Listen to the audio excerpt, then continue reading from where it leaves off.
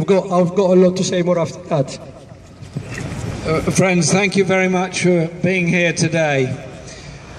We've just been across to Downing Street to hand in a letter to the Prime Minister asking the government to take serious action to ensure that Andy is released. And I've just tabled a motion to Parliament, which I will read to you now, if I may.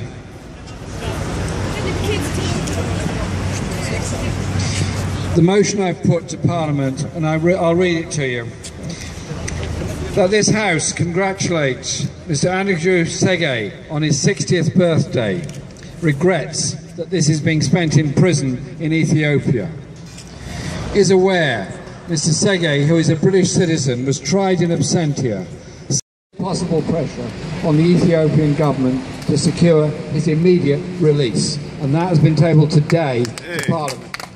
Thank you. The facts you all know very well.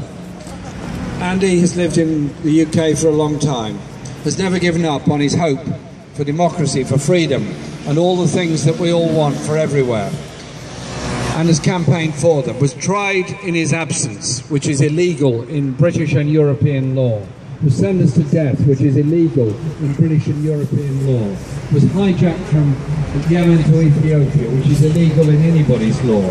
And when I challenged this at the Ethiopian embassy to say, by what process was he removed from Yemen, I was told, we don't need a process, they understand it. I'm sorry, when you take a prisoner from another jurisdiction, you need a legal process. There was none. There's been no extradition request to Britain. There couldn't be because he's under a death sentence in Ethiopia. So Lord Delakia and myself went to the embassy last week, and with our passports and our visa applications all completed, and asked that we be granted visas in order to travel to Addis to visit Andy in prison later this week.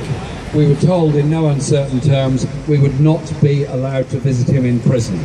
We're reiterating that request, and I've now made a formal request that Clive Stafford-Smith, who's done such a fantastic job in reprieve, standing up for people who've been sentenced to death, be allowed now to go to Ethiopia to visit him. We're standing here today to wish Andy a happy birthday.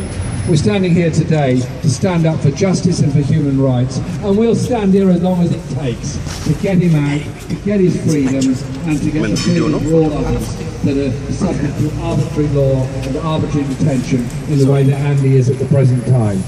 The future of any country is democracy. The future of any country is freedom of speech. The future of any country is the right to express and report on your views. The future of any country is an independent judicial system. I want all of those things for Ethiopia. Andy stands for all of those things, and I'm proud to represent him. There was not a single word we needed to change 8 months later.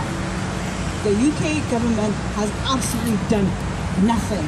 They have not done anything at all. In this case, I am a part of the Churches Refugee Network in Britain. It's an ecumenical network. And I'm one of those who are asking that Britain operates a foreign policy that is responsible and pays attention to human rights. I understand that Andagachu Tsige has a British passport. Philip Hammond, why aren't you out there negotiating to bring him back? Why are you accepting that abduction in Yemen is not something that you ought to be considerate about? This man is British. He's one of us. His wife and his children are living in London, and we want to see him back.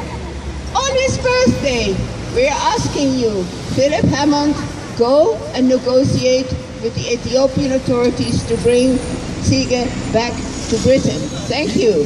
Thank you.